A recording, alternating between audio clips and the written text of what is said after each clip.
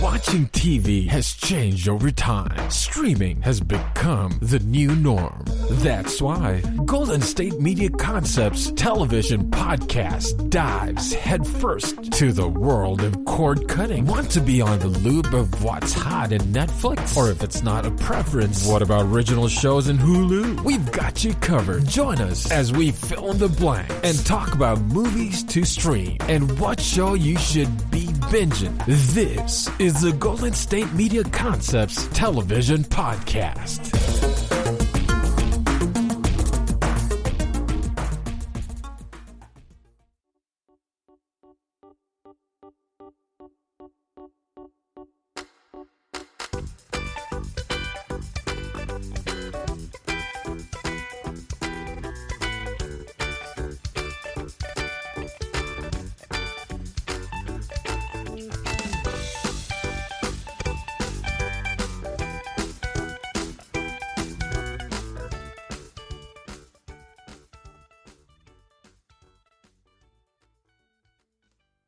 Thank you for tuning in to the GSMC Television Podcast, brought to you by the GSMC Podcast Network.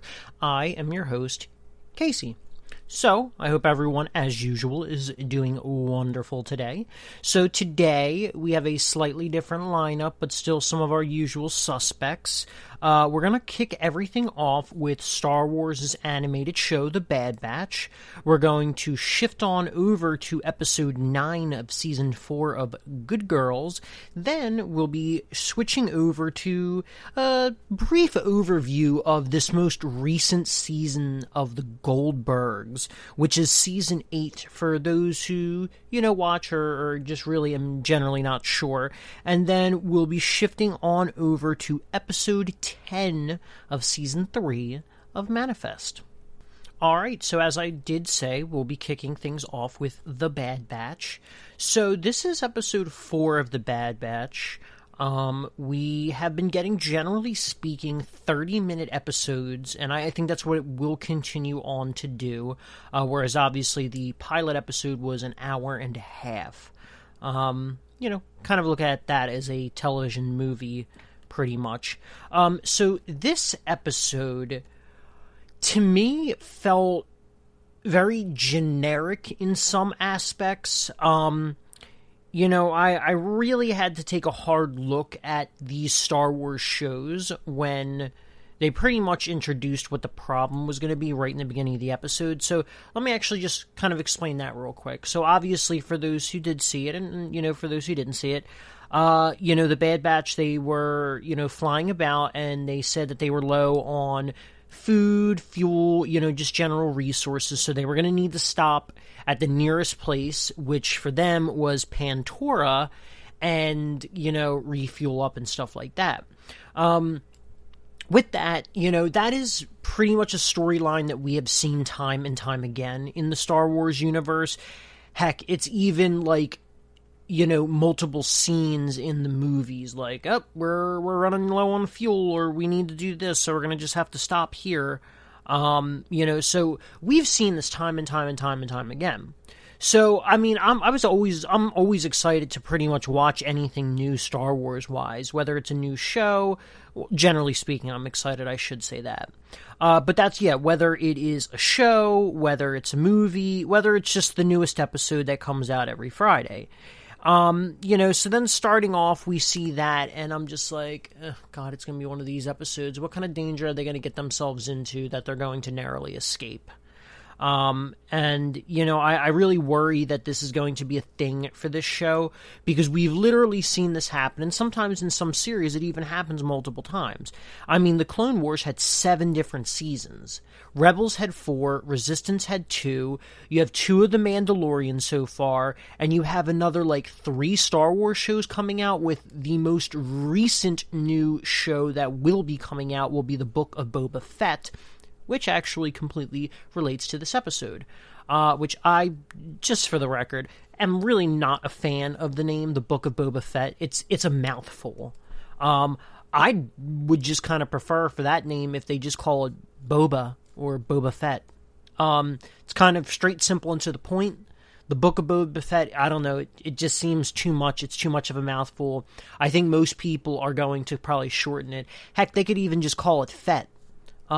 Everyone knows Boba Fett. He's a very iconic character, for him even just being in very little of the Star Wars movies. I would want to say Boba Fett's total screen time between episode 5 and 6 is probably no more than 15 minutes, when both of those movies combined are over 3 hours long.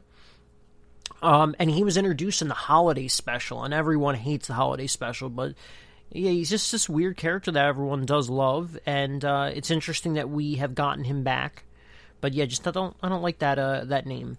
But anyway, I kind of went on a tangent for too long. So, diving into it, they go to the nearest planet, which is Pantora. Now, for those who had seen the Clone Wars and remember, back in Season 1, a little bit more than the halfway point, I think it was like episode 15, we actually do get a story that takes place with the Pantorans, which the Pantorans would be the natural residents of Pantora. Now, but the thing about that is that in the Clone Wars show, they weren't on Pantora. They were actually on, oh goodness, I could be pronouncing this wrong, but Ordo Plutonia, or Plutonia, however you say it, which was a conflict between their natural residents and the Pantorians. Now, the Pantorians, though, or Pantora just in general, is actually a moon of Ordo Plutonia. So that's why some people might be getting things confused, or if anyone really remembers. So it's interesting. We're getting this new planet, pretty much new planet. We've never actually seen the planet before, but it actually relates to, excuse me, it actually relates to, the Clone Wars, something that just recently ended. Not only the show, but also the actual war in the Star Wars universe, given that we're watching The Bad Batch. So anyway, they go there, they stop on the planet, we get to see a lot of different alien races in this episode, and a lot of these alien races, we've obviously seen them all before, even down to the creatures as well, which I feel like there was a good portion of the aliens that were actually introduced in either Rebels or Resistance. Now, I'm really not a fan of Resistance. I think there was probably a handful of episodes that were really cool and, really were potentially bringing something new or adding on in a great way to the series. But ultimately, that series was a colossal dud. I understand that it technically is a kid's show. I do understand I'm a full-grown adult. But even so, Rebels, Bad Batch, Clone Wars, they're all kid shows too, but they still handle the episodes really well and in a mature way. And honestly, I'd almost make the argument that most of these Star Wars shows are probably actually watched by more teenagers and adults than they are kids.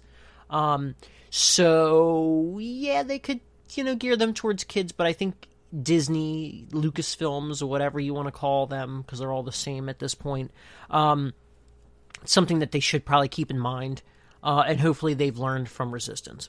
Anyway, so the big thing is that obviously they get to the planet, and someone's tracking them, so the dock manager, or dock official, whatever you would like to call him, he alerts a bounty hunter, and the bounty hunter happens to be Fennec Shand. Now, for those who don't know, or think she looks familiar, or whatnot, Fennec was actually introduced in episode... Not even going to pretend that I know the episode, but Fennec was actually introduced in the first season of The Mandalorian, in which Fennec was teamed up, if I remember correctly, with another bounty hunter. That bounty hunter betrayed her, because both Fennec and that bounty hunter were looking for Grogu, the child in The Mandalorian, and the bounty hunter betrayed her, and I'm 99% sure he did kill her, and then we see that someone walks up to her dead body, or her body, at the end of that episode. Well, it's not until Season 2 that we actually realize that Fennec is still alive, and it was actually Boba Fett who repaired her and swapped out some of her vital organs for robotic parts, and so now she's greatly indebted to Boba Fett, and they're like this pretty kick-A, bounty hunting team, which is really funny. They do mention Fennec as a bounty hunter in The Bad Batch, but I believe in The Mandalorian, they often actually refer to her as an assassin. She's the killer of killers. Because she's supposed to be, like, really good, really top tier. Now, another really interesting thing is that Fennec is actually played by Ming-Na Wen, which, in The Mandalorian, that's obviously a live-action show. And between The Bad Batch and The Mandalorian, I would say there is safely 25 years worth of years of difference between when The Bad Batch is versus when The Mandalorian's era is, because The Mandalorian takes place, I could be wrong about this and I could be completely making this number up, but I think it's like roughly 5 to 8 years. I really want to say the number is 7, but I'm going to say 5 to 8 years after Return of the Jedi. It could even be actually less than that, but 5 to 8 actually sounds right to me. So in the show, she looks young. In The Mandalorian, she still looks young enough. I mean, obviously, she's not a teenager. She's not in her prime 20s, so to speak. But the interesting thing is that Ming-Na Wen is actually 57 years old in real life. I mean, she looks good for 57. And, she was in many other things in which she typically does her own stunts, or at least the majority of them, which is pretty impressive for someone that is 57. She's in great shape all in all. So yeah, my point being is that, she's just in great shape overall, and, it could be believable that she really is that much older, because also she really is that much older in real life. But yeah, I'd say probably, actually, now that I think about it, by The Mandalorian, I'd probably say it's maybe even going to about 30 years later. So we can assume that Fennec is probably in her, like, late 20s, maybe mid-20s. But I love that Ming does voice Fennec in The Bad Batch. And she did such a great job. She doesn't even have many lines, and she doesn't have that many lines in The Mandalorian either, but I think she executes them all so well. We obviously know she is there to take Omega back. And, she presents this very lighthearted, affectionate, but also this weird undertone that obviously we pick up in the audience as more sinister. And I don't think, even though Fennec is supposed to be very skilled, she doesn't shy away from the cruelty of the job, but she doesn't also seem to be malicious or sadistic about anything she does. And I think that is extremely present in The Mandalorian, as we got that one after credit scene in which they, break into Jabba's, I guess it's supposed to be abandoned, but also Bib Fortuna was still there, if I'm not mistaken, which was Jabba's, like, right-hand man. And, she does let the slave Twi'lek go, but they do kill Bib Fortuna, which, granted, the slave is innocent, Bib is not. He's witnessed and also probably acted in a lot of the cruelty that we saw. So let's kind of speed along here. We got an interesting little B story. Oh, actually, one other thing I wanted to mention about Ming was it's really cool that Ming has gone from Disney princess to Marvel superhero to in the Star Wars universe. For those who don't know, she played Mulan in the original animated version. She was Mulan. Then she actually did make a cameo appearance in the live-action one that came out last year. Then she moved on over into Agents of S.H.I.E.L.D., where she was one of the main characters, and yet again, she was a very bad A fighter. She really kicked butt. Like I said, I'm 99% sure she does the overwhelming majority of her own stunts because she is a very skilled, very highly trained martial artist. And then we saw her obviously make her appearance as Fennec in The Mandalorian Season 1, she was in Season 2, and now she's in The Bad Batch. So she's hit the three big Disney, realms, which is really cool. So anyway, moving on. So there's an interesting B story with Echo that I really liked, in which he pretended to be a droid. Now, I found that to be humorous. It wasn't necessarily like laugh out loud funny, but it was still humorous and entertaining enough that I actually think that could be a very creative solution to a lot of the stuff that they might do in the future. He does have a robotic arm. He actually has a lot of robotic parts in general, and that suit that he has makes him, look very much like a droid. So I'm very curious to see more of that. Now, obviously, the main story was Hunter trying to track down Omega. That's, Hunter's big skill. But I also really, really, really loved, and I've loved it literally since the first episode. I picked up on it in the first episode, as I'm sure most of us have.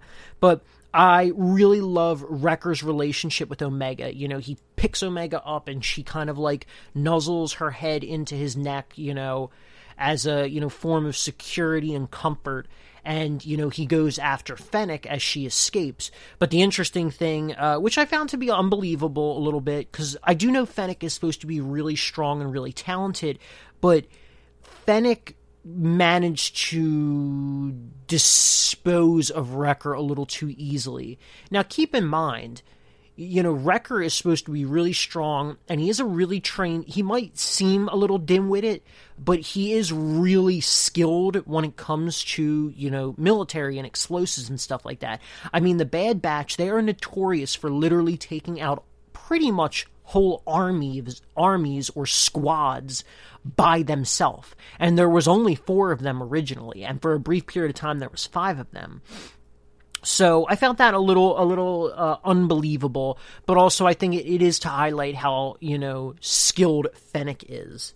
So 2 last things of note, or 3 things actually. One, I did see a lot of people, especially on TV Time, mention that they think there might actually be something wrong with Wrecker, like mentally, as there's a number of like head injuries that he's been dealing with, and just, the more dim-witted moments. I don't really see that. I think his character's kind of played up a little bit to be more of a comedic relief.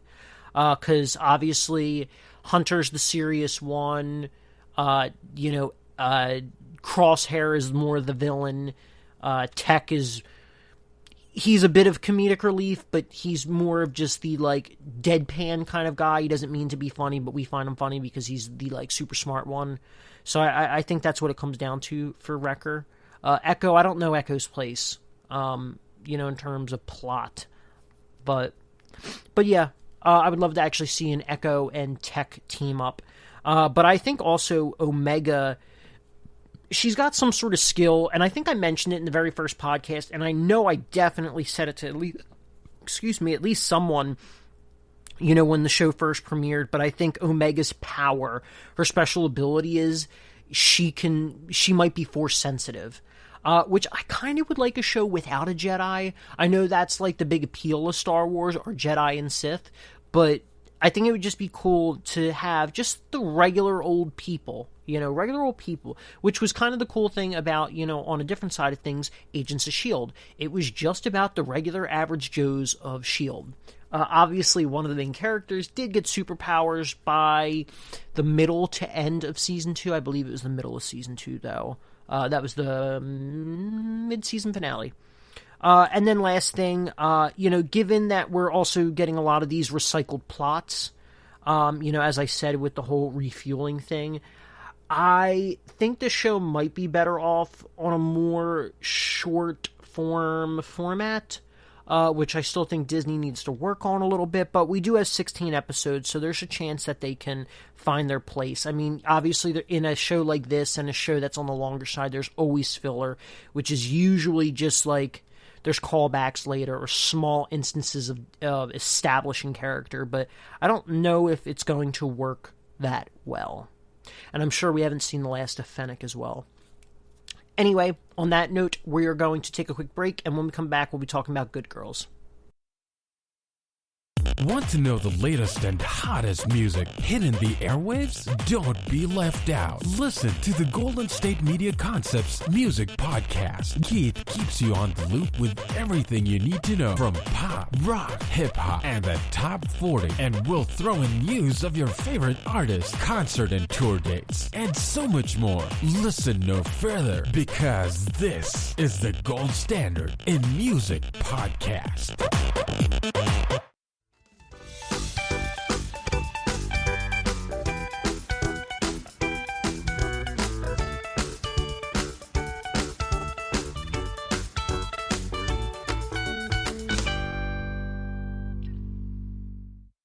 All right, and we are back. So, we are shifting gears on over to Good Girls. Now, for those who skipping around or whatnot, we did already talk about the Bad Batch episode 4 of season 1. So, now we are going to start talking about Good Girls, season 4, episode 9.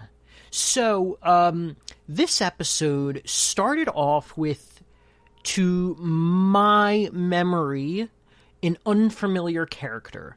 It was a guy in a bed. He was sleeping at the time, and he looked a little bit bigger in the face, and it was kind of dark, so I'm thinking, like, who is this guy? Is this supposed to be Nick? Because, I mean, we obviously got a really good episode technically, I guess it was 2 weeks ago, because I don't think there was an episode this Sunday of Good Girls, because I'm completely caught up now. But yeah, I was thinking to myself, like, oh, you know, is it Nick? But then the lights come on and he gets up and I'm like, who is this guy? Like, I don't recognize him at all. And so he goes out to the kitchen and there is this girl. Now, the girl, she's a little girl. She's like cooking, you know, pancakes, and she made coffee. It's like 4:46 in the morning, I believe, is what the clock showed. And I'm like, is that little girl supposed to be Lily? Not Lily. Lucy, the girl who was killed last season by Rio. And I'm like, wait, this might be a flashback. Like, I could kind of see that being Lucy, although this girl doesn't quite seem like Lucy, but also she's a kid, so, I mean, you know, people change.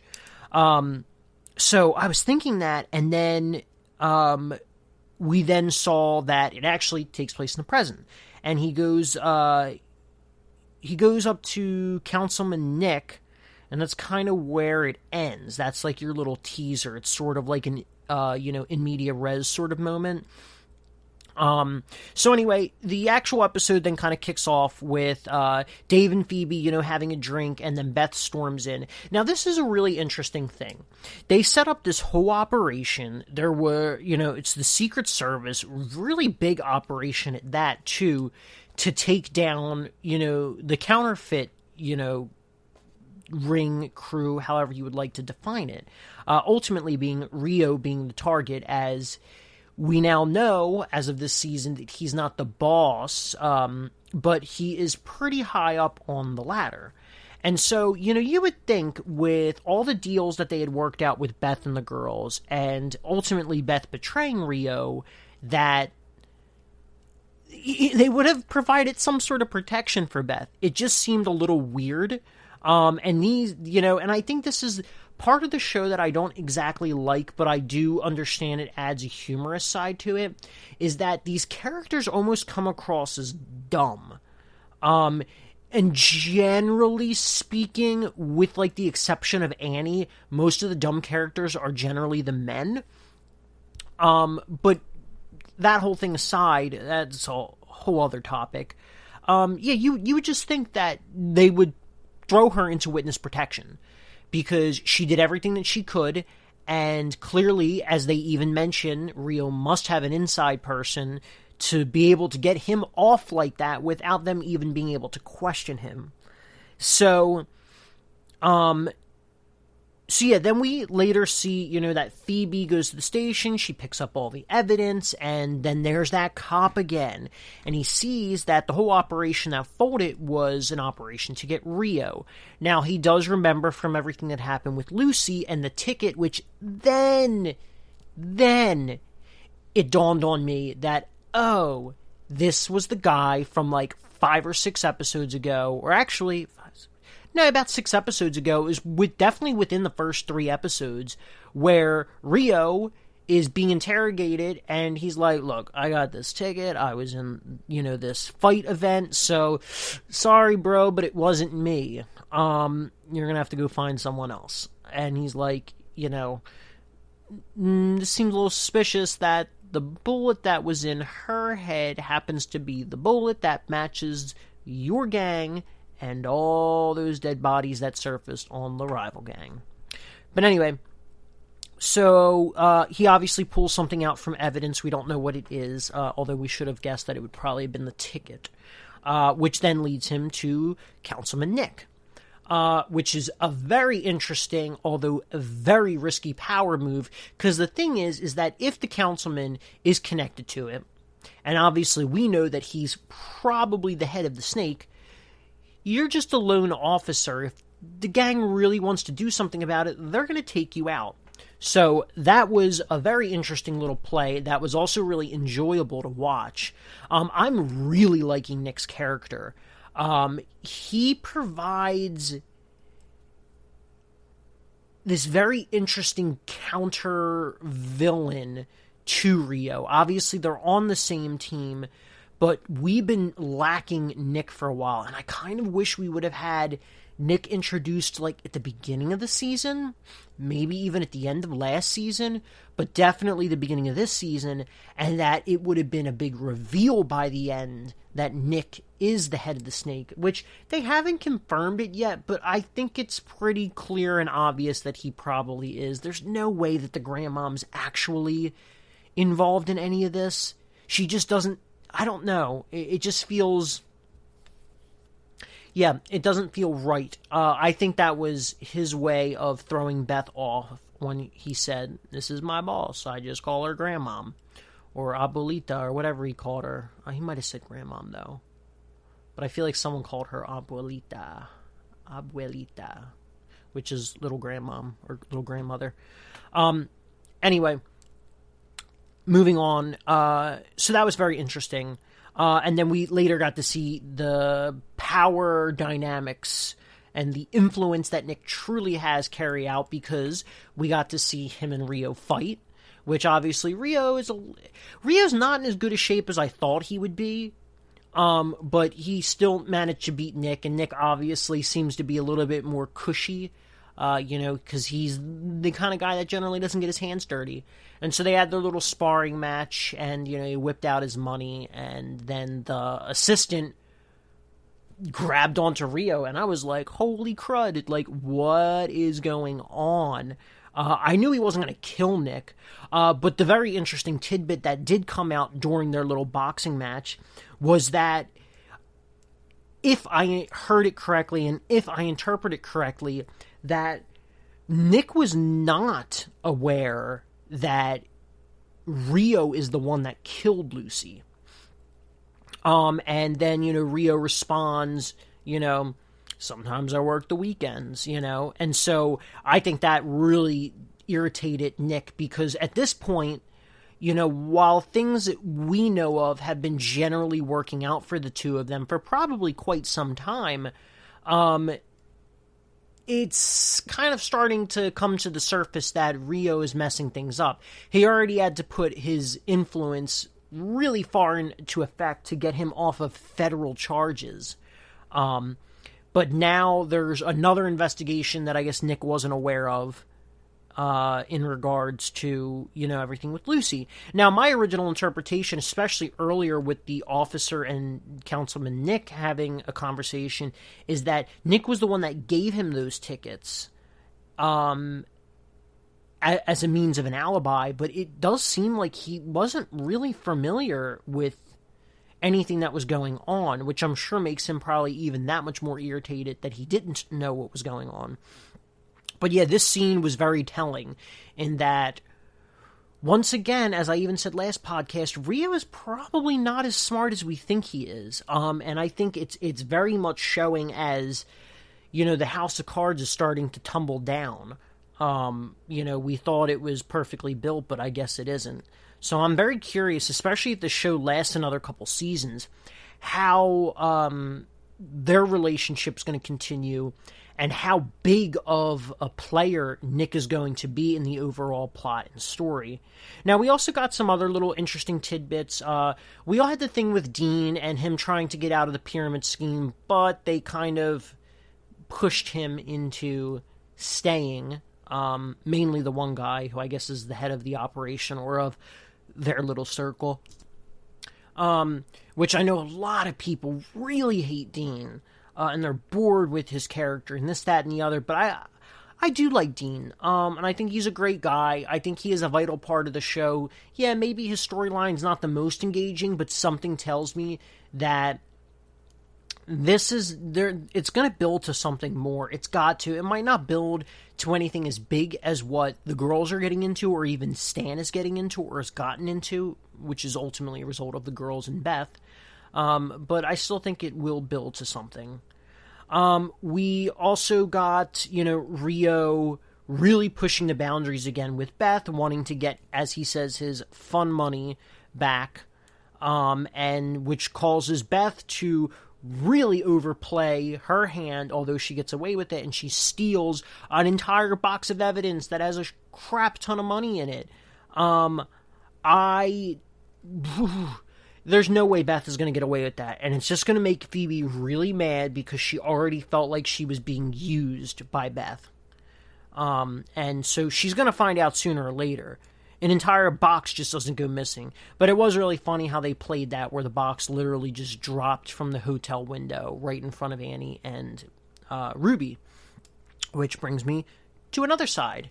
They don't have the money from the feds anymore. They don't have their money from Rio and his crew anymore, so they need to make money. And the only other operation that's going on that the girls now know about is Ruby and Stan's purse thing, which with Stan's old boss locked up, they have a ton of these purses, and they can sell those purses, as we saw in the episode, for about $2,000 a piece.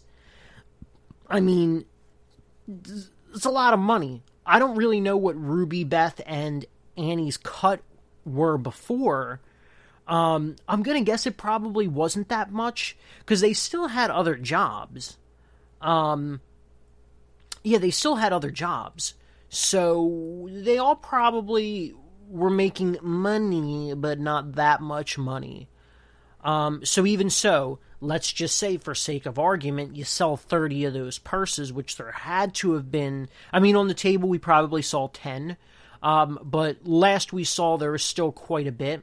So let's just say, even for sake of argument, you sell 30 of those purses. It's all untaxed, They're not reporting that to the IRS. That's $60,000 if you're selling them for $2,000 a pop.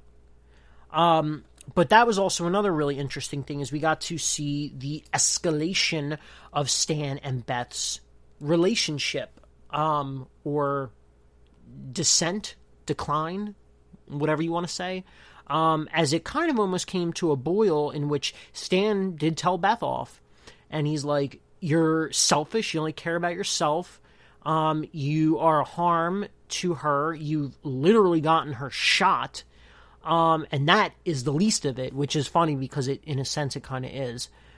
So obviously Stan really does not like Beth anymore, and he hasn't for a while, which was also talked between Ruby and Annie outside of the hotel as they were waiting for the money to drop.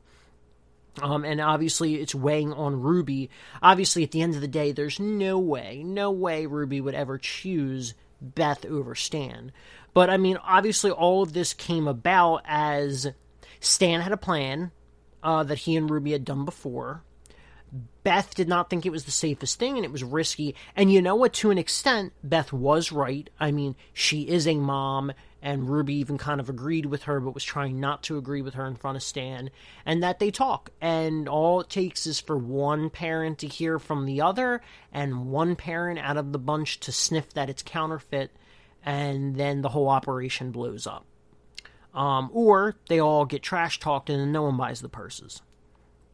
So that was a huge thing. And then obviously she had her counter plan, which then was to do it at the private shows, which was pretty risky, pretty ballsy, but there's a cop there. But then Beth obviously turns it around because Beth is very crafty. She's very savvy with this kind of stuff, so she turns it around and she blackmails him, although she really had no video or anything. So that was even more risky, to blackmail a cop. But she does manage to sell a purse to him, and I believe the 3 other guys that were at the private show. So right there alone, even if that's 4 purses, that's still $8,000 that they made off of that. I think that's the majority of what happened. Very interesting stuff. I don't know how many episodes are left of this season, but I can't imagine it's too much more. If I had to guess, I'm going to say there's going to be another 3 episodes left, probably 10, 11, and 12. Maybe if we're lucky, we'll get a 13th episode. But I know we still have a lot of ground to cover in this show. And I guess also another little small thing of note is I'm actually kind of happy to see that Kevin, the homeless guy that Annie's been kind of seeing, although I don't think they ever hooked up or anything, she really went above and beyond to get financial aid for Annie. And it is really sad that the reason she was denied the financial aid was because Boomer did try to essay Annie, and he planted drugs on her as a form of revenge. So that was very sad and very unfortunate. And it really does mess up kind of messes up a lot of things in her life. But yeah, it's nice to see that, she did that for Ben, but hopefully that does not set her and Ben's relationship back any further. But should be very interesting to see how that unfolds, because I think of all the B storylines this season, Annie's development has actually been quite significant, and I've taken a pretty big interest in. Alright, so on that note, we're going to take another quick break, and when we come back, we will be talking about the season overview of The Goldbergs. Tired of searching the vast jungle of podcasts? Now listen close and hear this out. There's a podcast network that covers just about everything that you've been searching. Hey! The Golden State Media Concepts Podcast Network is here. Nothing less than a podcast bliss with endless hours of podcast coverage. From news, sports, music, fashion, cooking, entertainment, fantasy, football, and so much more. So stop lurking around and go straight out to the Golden State Media Concepts Podcast Network. Guaranteed to fill that podcast itch. Whatever it may be. Visit us at www.gsmcpodcast.com. Follow us on Facebook and Twitter, and download us on iTunes, SoundCloud, and Google Play.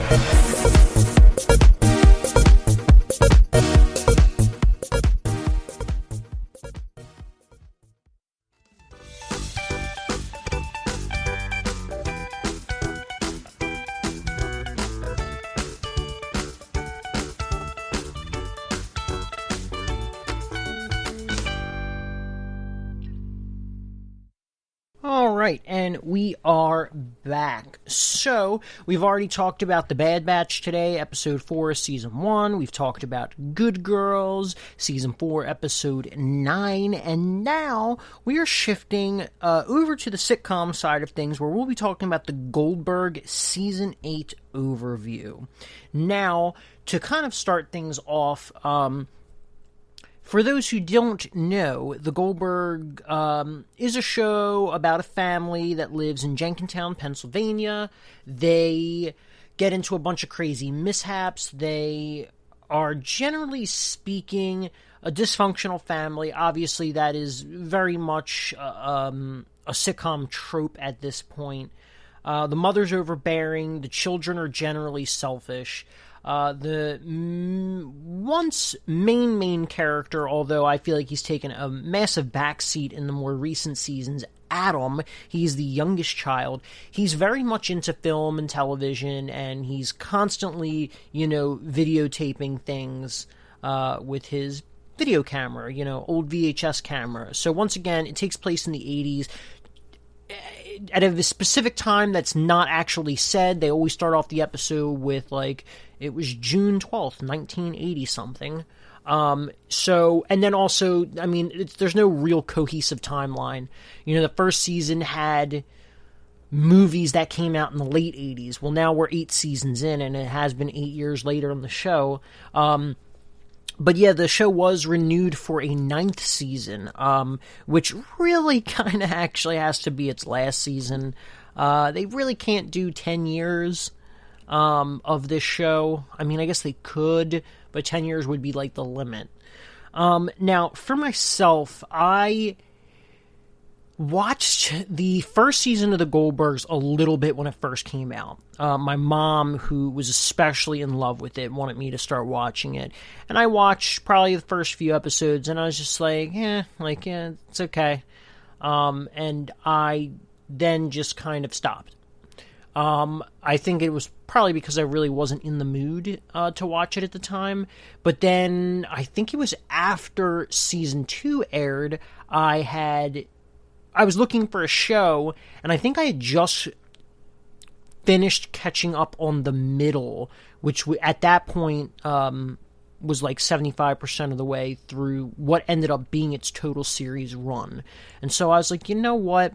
I didn't like the middle originally, but then it really grew on me. So let me try the Goldbergs. They're only a couple seasons in, so it gives me a fair amount of episodes, but it also will potentially give me content for the future, to watch, as I'm sure it is going to last quite some time, although I wasn't really exactly thinking 8 years. So, I really liked the first 4 seasons of the Goldbergs. Obviously, I had, blown through the first 2 seasons and then caught the 3rd season when it was airing. And, first 2 seasons were great. And then the 3rd season I really liked as well. I loved Beverly. I loved her quirks. I loved when she cursed, because you don't really see that in a lot of sitcoms, and they bleep it out. It's their timing they always got right, and they chose the right moment for it. The 4th season still was very much, on my Goldbergs kick. And I feel like it was about the 5th season when I still very much liked the show, but I think I was just okay, we're kind of seeing a lot of the same stuff. It's got a big nostalgia craze. Obviously, that's the huge reason why a lot of people like it, as the demographic for it is probably people that are generally in their mid to late 30s, 40s, and maybe even 50s. And then the 6th season came out. And I remember the 6th season definitely was the point where I was like,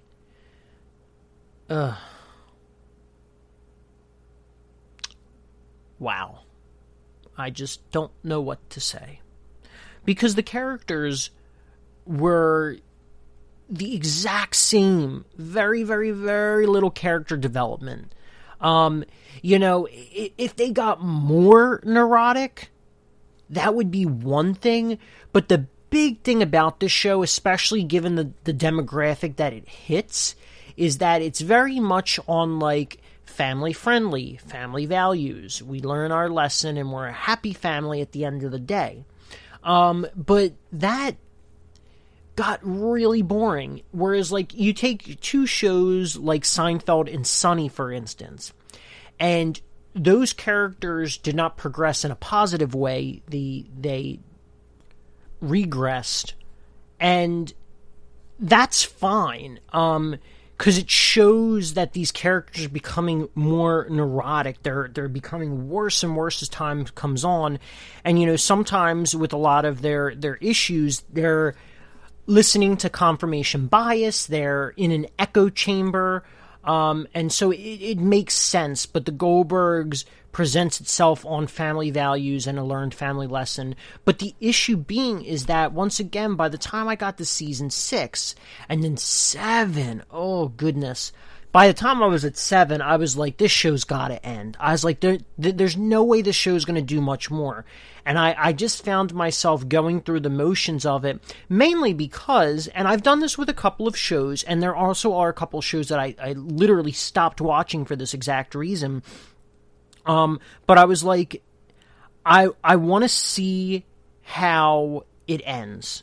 I've been on this journey for this long. I'm going to stick it out and see how things wind up. In the case of The Walking Dead, I couldn't do it anymore. I ended up actually taking a break at one point, and then the break had become so big that I ended up being half a season behind, and I was like, you know what? This show's definitely not ending anytime soon. I've wasted multiple seasons of my time watching this, and I realized I didn't miss it at all in the half-season break that I had taken. And then, what other show did I do that with?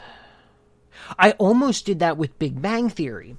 I feel like, and I mean, this could be a very unpopular opinion, so please do not crucify me on this one, but I feel like the first few seasons of The Big Bang Theory were actually funny. I actually found myself really enjoying that show. But as time went on, a lot of the problems were relatively the same, but the episodes did vary in a way that made it bearable. But the biggest thing is that they write, Big Bang Theory wrote their jokes in a very specific way that seemed overly, sitcom-y, and it just became recycled jokes. Very cheap punchlines and cheap shots at these characters' flaws. 99% of all of Penny's jokes had to deal with her alcoholism. Whether or not she really was an alcoholic, I really don't think so. It was pretty much at the end of the day, she wanted to unwind, so she'd have a glass of wine or something like that. But the thing that I did enjoy about The Big Bang Theory was the fact that most of those characters, as characters, I would say generally they've evolved. Some in subtle ways, some in more dramatic ways. A character like Sheldon, for instance, he's not a character that would have a dramatic change. Even though they don't say it, and they haven't, to my knowledge, they haven't actually said it outside of the show, Sheldon is autistic. Or he's autistic. I would say he is high functioning. But he still has his tics and everything like that. And so with Sheldon, his changes were subtle. And by the end of the show, he had a wife. And even she had come a long way. Although her character development was a little bit more dramatic, but not as someone like Howard. Howard was a sexist, degrading piece of crap. Granted, he still had his moments in the early seasons, but he developed into something so much more. The way his character was in the beginning, it was astonishing that he ever had hooked up with a girl or had a relationship, but he did. He got a wife, and he had a kid, and then later, by the end of the series, he had a second kid. He became a family man. He had become an astronaut and built stuff for a space station. He became very much accomplished. And it's really interesting because I'm getting to that point in my life where, and I feel like a lot of people my age are getting to that point where we're approaching our 30s, and we're thinking about, what are we doing with our lives, and what are we doing with this, and how do we go about that? And so that is the interesting part about that show when you saw the progression. Anyway, I've gone on probably a 3-minute tangent, but it was to highlight the point that the Goldbergs don't develop. They don't develop as characters, and that was the frustrating part. I feel like the show, by the time I started season 8, I was just like, oh god, this might seriously be my last season. I was just like, I can't take it anymore, because the show operates pretty much on pure nostalgia. And I know there are people out there that just watch TV shows to get lost in the fantasy and the humor, that way they don't have to worry about their everyday life. But that's fine. You can do that, and I understand that's the purpose of a lot of these shows. Really, it's the purpose of any show, of any story, is to get lost in the fantasy, whether it's a scary fantasy or a funny fantasy or a realistic fantasy, But that's not to say that you still can't write good story and good characters.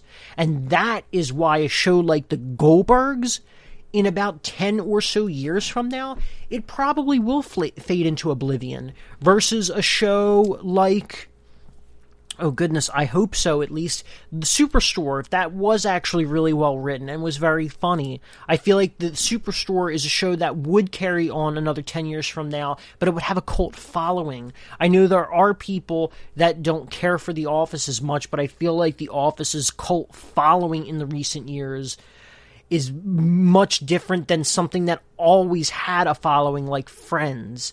But yeah, that's a whole other matter. So like I said, I think it operates on pure nostalgia. Now with this most recent season, which I apologize was supposed to be the highlight of this conversation, in the beginning, it was pure nostalgia. Then they kind of tried to switch things up with Adam reinventing himself. And I was so for that. I was like, oh, maybe season 8 will actually be good. Maybe, he's dating this really popular girl. Still find that a bit unrealistic. He's hanging with the popular crowd. He needs to reinvent himself a little bit. And he's in his senior year. What a perfect time to do it, especially before he goes off to college, which college gives him a whole new lease to reinvent himself there as well.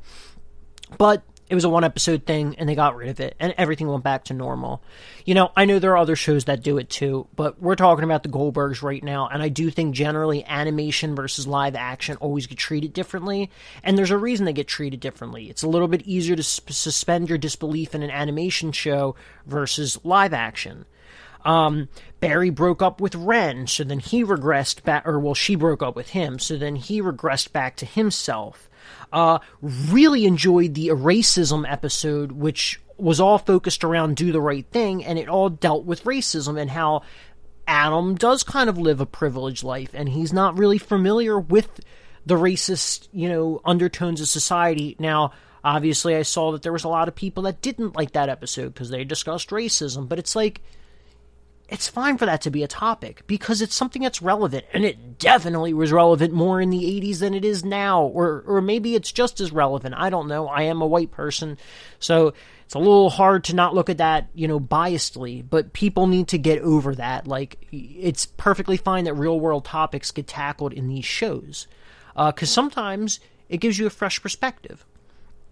But anyway, the real twist of the season was literally, I think it was I really think it was literally like the halfway point. Or maybe it wasn't. It was episode 13. It was the Ships Ahoy episode, in which they start to tackle Erica and Jeff's relationship, and that Erica, sees him in one way and she loves him for who he is, but doesn't necessarily think that he's this, super good-looking, super standout guy, but he enters the pageant to prove her wrong, and in the end, he's right. He is ultimately boyfriend material. And then there's an interesting episode, a couple episodes later, in which Barry and Jeff have their own little issue because he takes Erica to this show, which then in turn causes him to fake date Jeff's sister. And then that brings everything to a boil in which they have a couple off because Barry and Joanne actually become a couple, and they, while are both neurotic messes, actually prove that they kind of know each other in one sense better than Erica and Jeff do, which then really leads the question of, they're in love with each other, they've been together for years, and if Erica really doesn't even know Jeff that well, what are they doing in a relationship? What are they doing wrong in their relationship? Which ultimately causes Erica to break up with Jeff.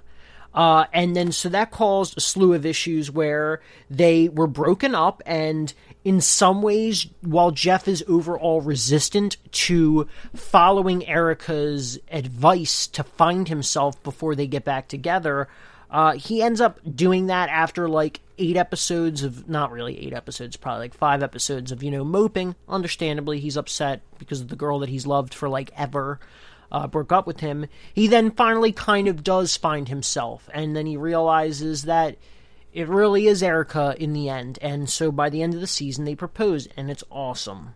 So we do know that Goldbergs is renewed for a 9th season. I'm really hoping it's its last season, because the second half of this 8th season actually was pretty good. I found myself legitimately enjoying it again, and I think if they can ride this wave through the last of this season, they might be able to end on a good note.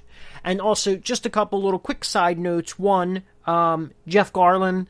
Love Jeff Garlin, but he does not look like he enjoys being on this show. I know part of it's the character, but sometimes you can just sense that someone has fun on the show. Jeff Garlin in Curb Your Enthusiasm, he feels like he's having fun. In this show, his character's such a one-note character. Unfortunately, Pops died about 75% through the season. It was really interesting that the opening scene with Pop, he was filming something, and Adam says, "That's a wrap on Pops." And I know that wasn't planned, because no one knew he was going to die, because he, I believe, died as a complication of surgery. It was really eerily upsetting. I mean, I wasn't crying over it, but it was just a very weird moment that they said that, and that happened to be his last episode. The Goldbergs also has been averaging on about 3 to 3.1 million viewers per episode. So the show's viewership is steadily declining.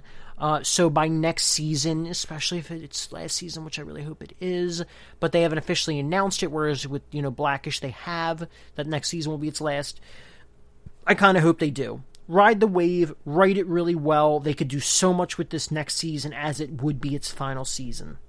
Anyway, I've kind of gone over on my time a little bit, so on that note, we're going to take a quick break, and when we come back, we'll be finishing things off with episode 10 of Manifest. Want to find out what movies to go see? Then check out the GSMC Movie Podcast. It's your ticket to the latest movies, whether it's a new blockbuster event, romantic, comedy, or action flick. This show has got it all covered. They talk some what to go see now, don't bother, what's hot on Netflix, and everything in between. That's GSMCpodcast.com/movie-podcast. When it's all about the movies, it has to be this new show. Don't forget to like them on Facebook and follow them on Twitter. Visit GSMCpodcast.com for more info.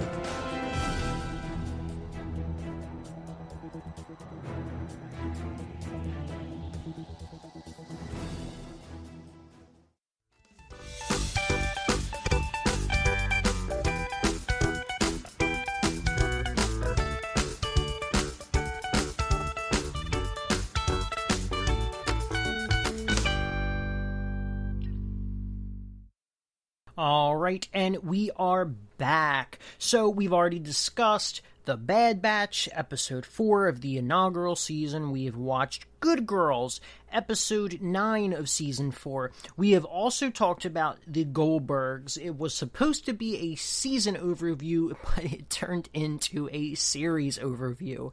So now we're shifting our gears to Manifest, season 3, episode 10. So this episode, we had some interesting new developments, mainly on the Eureka side of things, and I also guess we have a regression, or let's call it another path for Ben. So, I mean, obviously we have the episode start out with 2 major pieces of information. We have Tariq's snow globe gets really hot. The volcano in the snow globe starts to erupt, which is a sign of things to come, obviously. As we know that the volcano is supposed to represent in the show, or also in real life, Mount Ararat, I believe is how you pronounce it, which is supposed to be I guess, the mountain that is where, like, Noah's Ark and everything was supposed to take place back in biblical times. Although it's not confirmed, it's based on what evidence they could find. They're fairly certain that's what it is, but the show does confirm that that is the case in this story. We also had the conversation between Zeke and Mick in regards to Sanvi being arrested. Now, it's compared to the fact that Zeke is the only one that we know of that's actually survived the death date, and he shot Mick and he turned himself in, despite Mick not wanting to turn him in, and ultimately that was the path needed for him to survive the death date. Now, even though this is a mostly Sanvi issue, Mick now knows the truth, so given Mick's job, she is also now responsible for the well-being of the lifeboat, which is obviously the whole arc of this second half of Season 3. And it's obviously something that's going to carry on to the future seasons, assuming the show gets renewed, which, my goodness, I hope it does, because I will be very upset if, especially after Season 3's gotten pretty good, the show gets canceled and we don't have any answers. But yeah, I mean, the viewership is still pretty high, so hopefully they do that.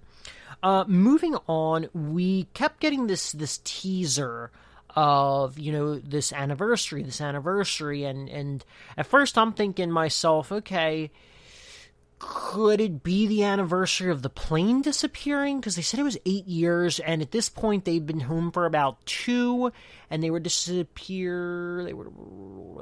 gone for about 5.5 years. So I was like, this could be about the 8-year anniversary, although the time might be off by about 6 months or so.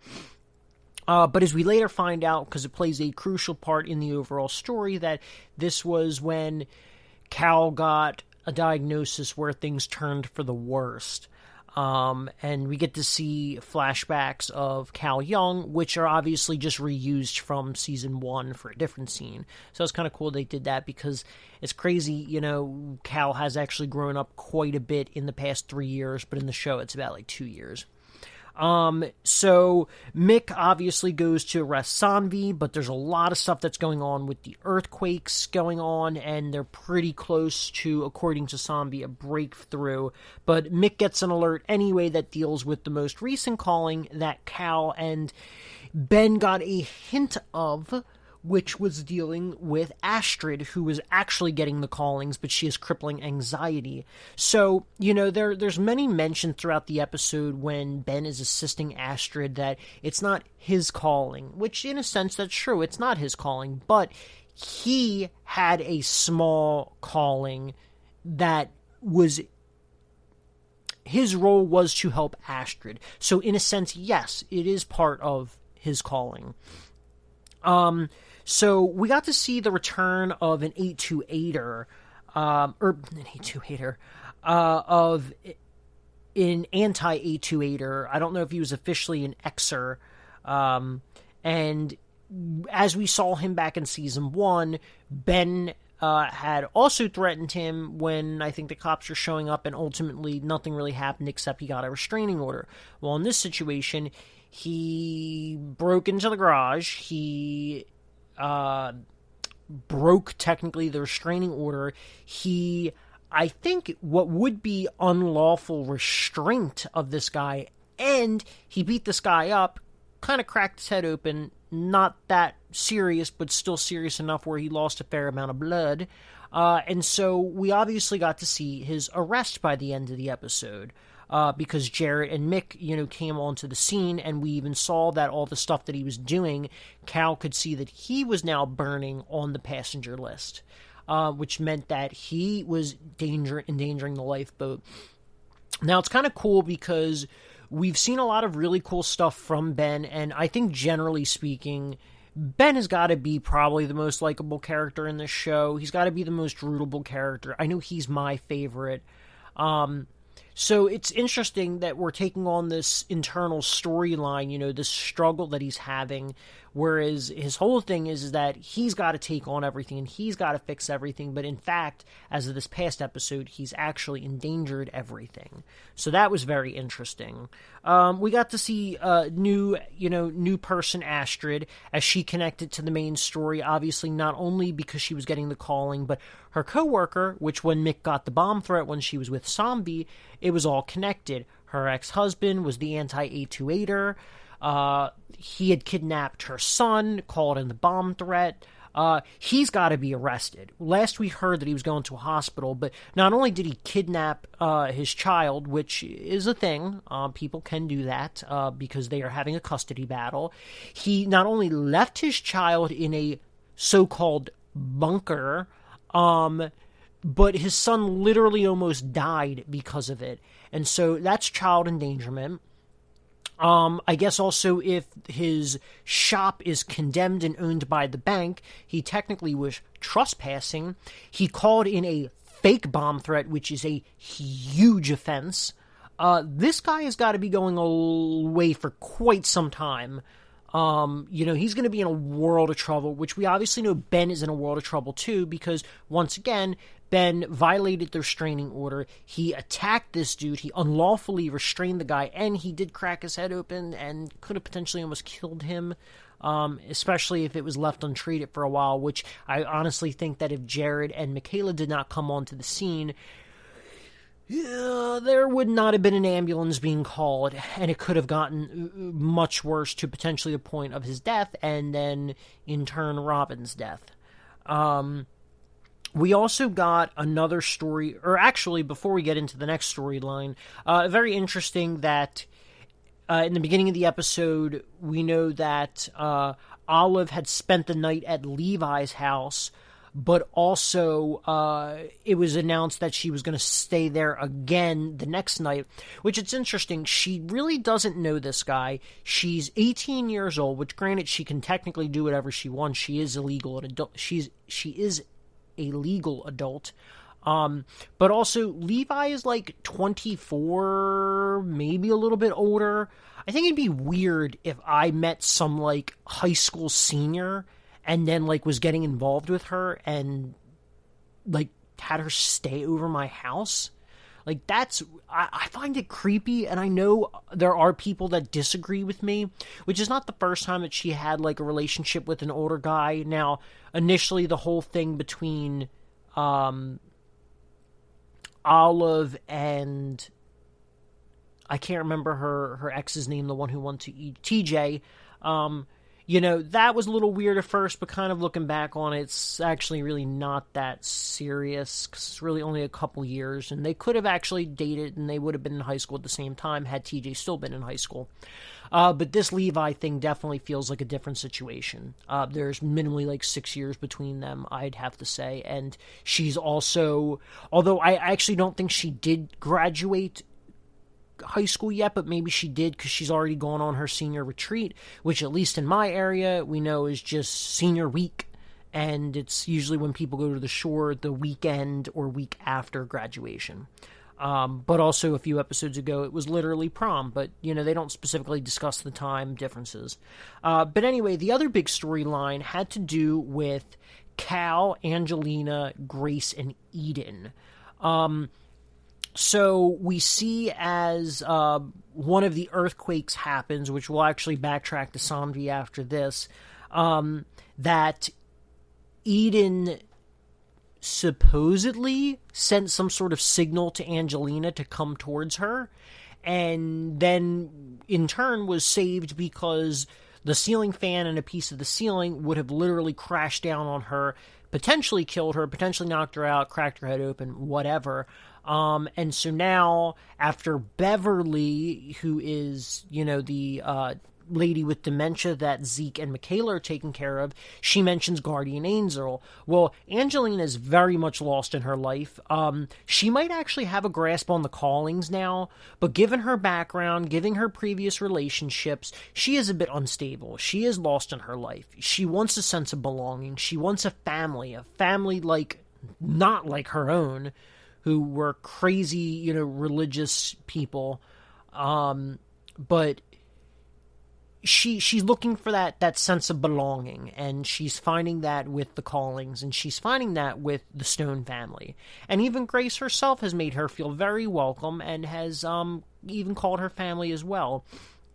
But obviously, she starts to talk about the guardian angel thing. It makes Grace feel a little uneasy, which then makes her think of what Olive was saying, how she was feeling unsettled about the whole thing. Now, what, Angelina did before versus now are definitely two different things.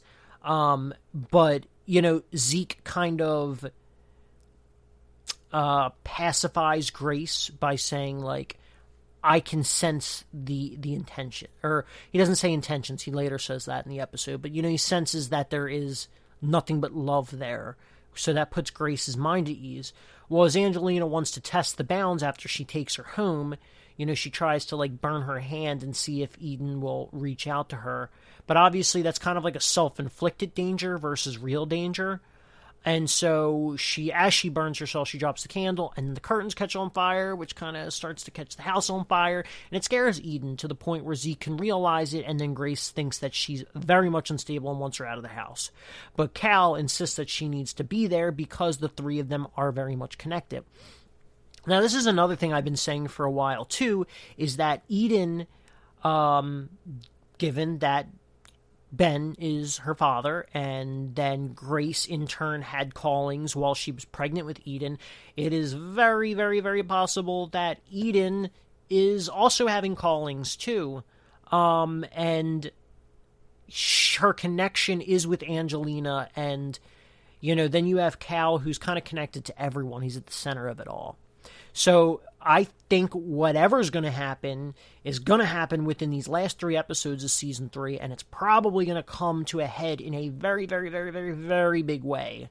It is very interesting, though, that for, like, the second time this season, within, like, 4 episode span, Olive is gone again. I wonder if the actress is actually doing something in real life with, her, maybe other acting jobs, although I'm not familiar with anything else she's in. It's just very weird that she went from being in, like, every episode to being pretty central to a lot of these, investigation plots to now gone. So to kind of wrap things up, we saw on the other side of the thing, everything with the Eureka testing, as, Zombie was hoping to have one last day, as she told Mick, you can come by later tonight to get me, that it caused a massive earthquake, not just practically undetectable tremors, but in a very big way that, once again, almost caused the death of that kid Robin, and also, people's houses and whole buildings being destroyed, as we kind of saw on the news. I'm sure there was probably actually a lot of deaths as a result of that, although they did not discuss that at all. But there is an explosion when they're messing with the piece of the Ark, and then we later see that Zombie and Troy left the area, and we found out that she took the piece, and that she was just trying to trick them, which she said it would be a matter of time before they found that out. But that was the crazy thing, is that I was not expecting that. I mean, there are little twists and turns that happen, but for some reason I was, like, really stunned watching that little twist. But honestly, we saw that the earthquake ripped open a part of the earth, and as lava started to come to the surface, which did not make any sense given that there were no volcanic activity in the New York area. But we obviously know, and Zombie knows, that it's a part of the Callings. They're messing with something they shouldn't, and the divine intervention that's been happening, the divine entity, whatever, does not want them to. So they need to get rid of the piece of Noah's Ark, which is just freaking insane. It's a piece of Noah's Ark that is probably, if that were a real thing in real life, would be the most craziest, most important piece of historical artifacts in existence. So yeah. So she casts it in the lava. Somehow the other guy, the English guy, knows to be there, because we've never seen anything about him in this episode. His appearance literally is in the end as he gives them NSA clearance. And he's kind of like, they think they're like, you think that they're not going to be able to get in, but they really are. And so we see that with the English guy, that he gets them access in the end. With that as well, she finally casts it into the lava, which is what I assume she was probably going to do, and then the rupture crack in the land closes up. And so we're going to probably see a pretty big fallout between Sanvi and Eureka, but as we also did see at the end of the episode, Mick was there to arrest Sanvi, and she was not there, which is funny. It's a highly classified government facility, and Michaela just kind of walks in there like she owns the place, kind of ignoring the guard. If I were them, I mean, she's lucky they did not go full out and whipping out all their guns to be like, yo, I don't care who you are, and while you're here, you cannot just walk into a building like this. You do not have the actual clearance. So that was really interesting. But I knew that Sanvi wasn't going to get arrested. We're going to probably see her arrest between now and the end of the season. But I'm very curious to see where Ben's arrest is going to lead to. And hopefully that other guy gets arrested too. So on that note, that is where we'll conclude things. Thank you for listening to the GSMC Television Podcast, brought to you by the GSMC Podcast Network. I would like to ask that you please remember to subscribe to the show, write a nice little review because it really helps us, and also if you could please follow us on Facebook, Twitter, and Instagram, that would be greatly, greatly appreciated. Thank you, and have a great day. You've been listening to the Golden State Media Concepts Television Podcast, part of the Golden State Media Concepts Podcast Network. You can find this show and others like it at www.gsmcpodcast.com. Download our podcast on iTunes, Stitcher, SoundCloud, and Google Play. Just type in GSMC to find all the shows from the Golden State Media Concepts Podcast Network, from movies to music, from sports to entertainment, and even weird news. You can also follow us on Twitter and on Facebook. Thank you, and we hope you have enjoyed today's program.